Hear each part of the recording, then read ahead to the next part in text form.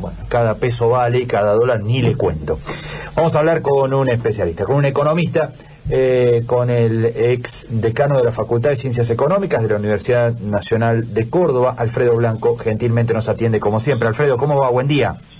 ¿Qué tal? Bueno, ¿cómo están ustedes? Bien, muchísimas gracias por atendernos. No, por favor. Bueno, puede ser parte de la estrategia esto de decir, bueno, no vamos a pagar los 500 millones de dólares, endurecerse en el arranque de esta negociación con los tenedores de bonos. Bueno, digamos, uno cuando está en la negociación no puede saber qué forma parte del discurso hacia afuera y qué forma parte de una realidad, una posición firme, una posición de reserva, ¿no? Lo correcto es que desde el momento que se anunció y se le presentó a los bonistas el menú de opciones para cambiarle los títulos que estaban metidos bajo ley extranjera, el gobierno dijo, bueno, esta es nuestra última palabra y tienen un plazo, 20 días, para contestar si lo aceptan o no. Ya se sabía que como esta semana había un vencimiento de intereses de uno de los bonos globales, obviamente Argentina no iba a pagar. Y bueno, por eso ya ayer hubo reacciones de algunos fondos diciendo no aceptamos la propuesta, y a su vez el gobierno ratificando que esta es la posición límite a la cual va a llegar. Digamos, uno no puede saber eso. Mi impresión es que el gobierno no debe querer llegar a una situación de default. No pagando hoy, tiene por delante más o menos 30 días antes que se configure la situación de impago. Y se determine que está en default la deuda soberana. Pero, bueno, pienso yo de que el gobierno intentará de alguna manera persuadirlos a que se acepte la propuesta, pero, bueno, la situación internacional también es muy compleja, por eso creo yo que el gobierno, mirando la posición de la Reserva del Banco Central, dice, no, yo no voy a pagar nada, voy a tratar de reestructurar todo. De hecho, reperfiló la deuda que estaba emitida bajo ley argentina.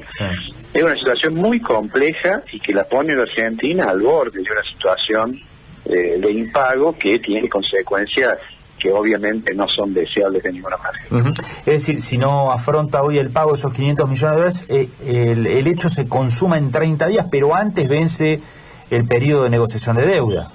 Claro. Antes vence un periodo, digamos, que se ha dicho, que Argentina le ha dicho a los fondos, le ha dicho, bueno, tienen estos 20 días para analizar.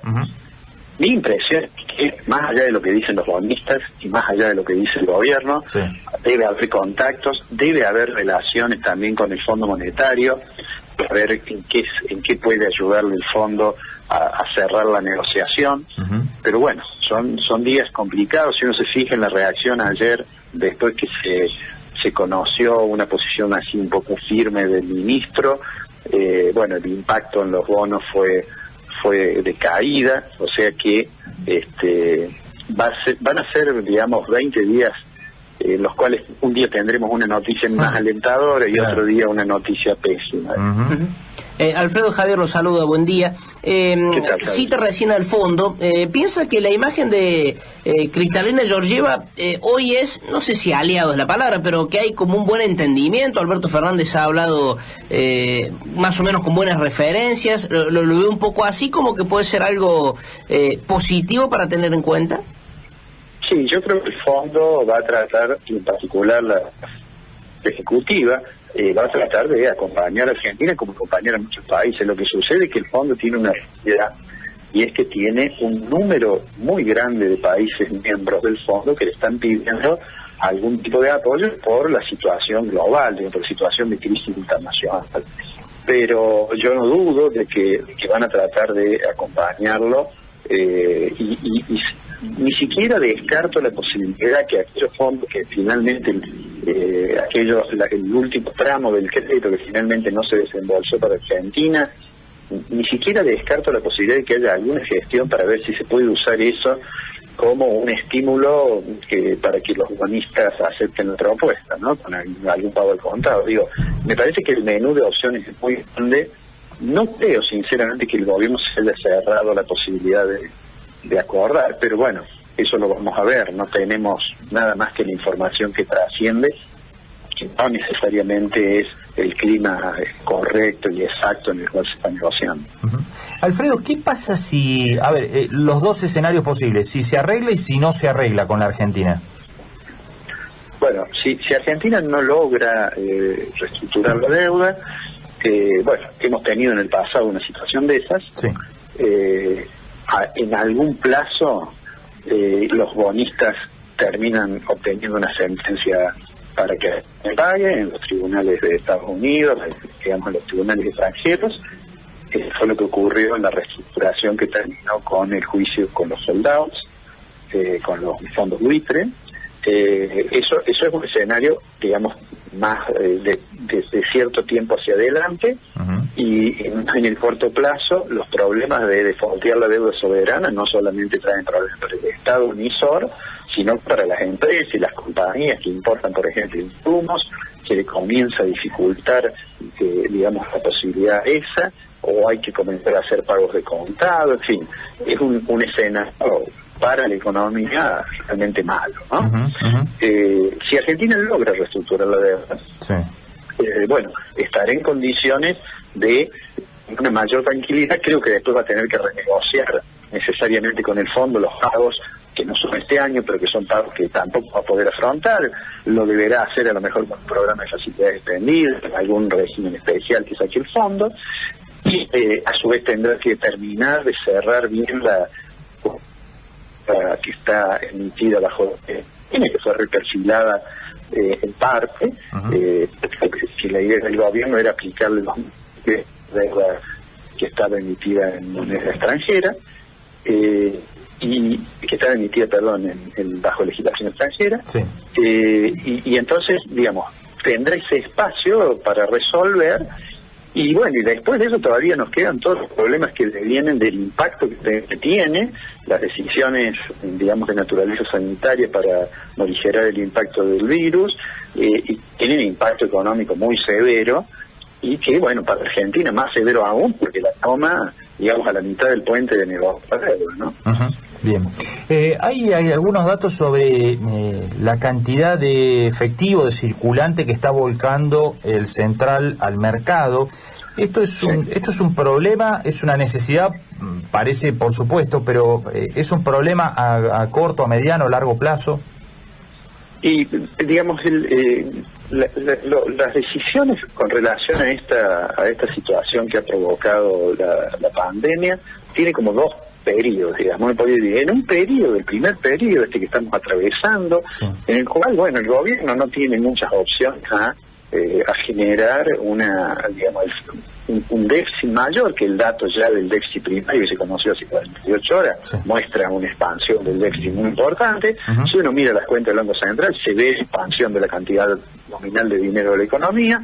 Eso ocurre en este primer periodo, ¿no? Yo suelo decir es como cuando en un incendio los bomberos, para apagar el incendio, entran, rompen la puerta, no se fijan demasiado en algunos daños colaterales porque la prioridad es para el incendio. Claro. Bueno, la prioridad ahora es morigerar el impacto que tiene sobre el ingreso de las familias y las personas, y sobre las empresas, porque no es solamente un problema de caída de demanda, sino que el shock es un shock de oferta también, o sea que hay que tratar de mantener, digamos, de sostener a las empresas para cuando llegue el periodo de recuperación. Ese es el primer periodo. Ahora, Argentina entra en ese periodo con mucho desequilibrio, ya con un proceso recesivo, con inflación alta, con fragilidad fiscal.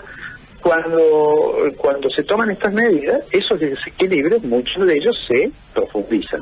Entonces, en la segunda fase, no solamente hay que ver cómo se va saliendo de la situación de recesión y se va viendo cuáles son los sectores que se pueden incorporar primero a un proceso de recuperación, sino que junto con eso hay que estar viendo con mucho cuidado cómo se mitigan también los desequilibrios que teníamos antes y algunos que generamos o profundizamos cuando entramos a apagar el incendio, claro, ¿no? Claro. Entonces, allí la prudencia fiscal, digamos, cordura monetaria seguramente van a jugar un rol importante.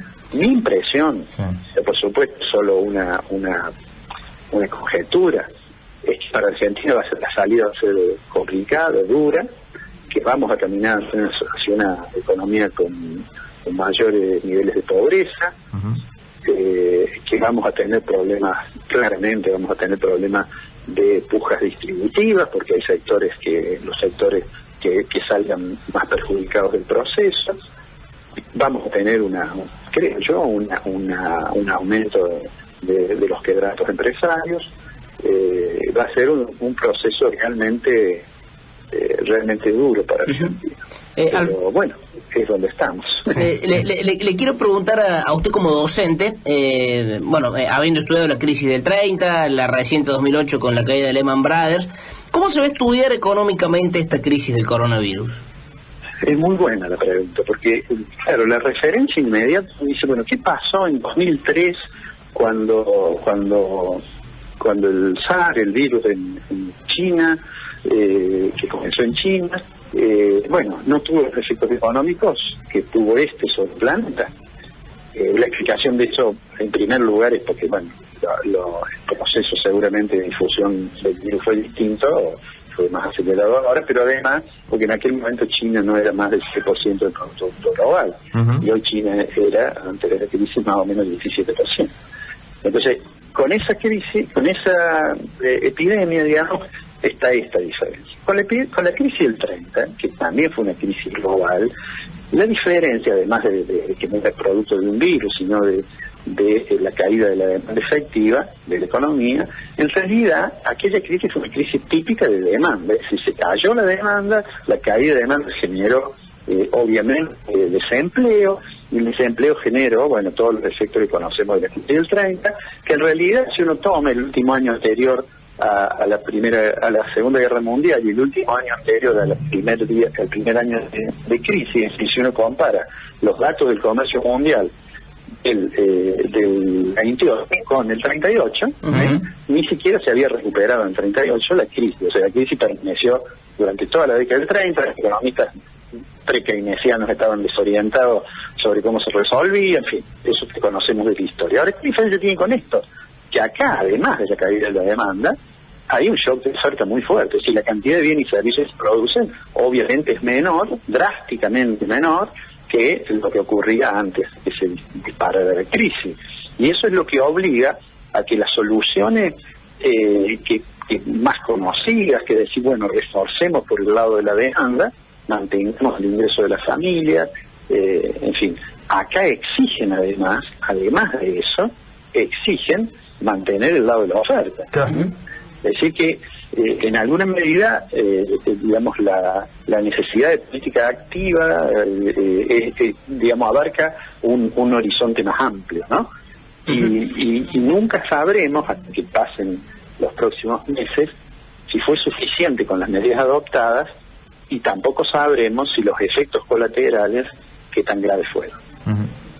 Es probable, como algunos sugieren, que esta sea más compleja aún, la crisis, que las que hemos conocido hasta aquí en la historia.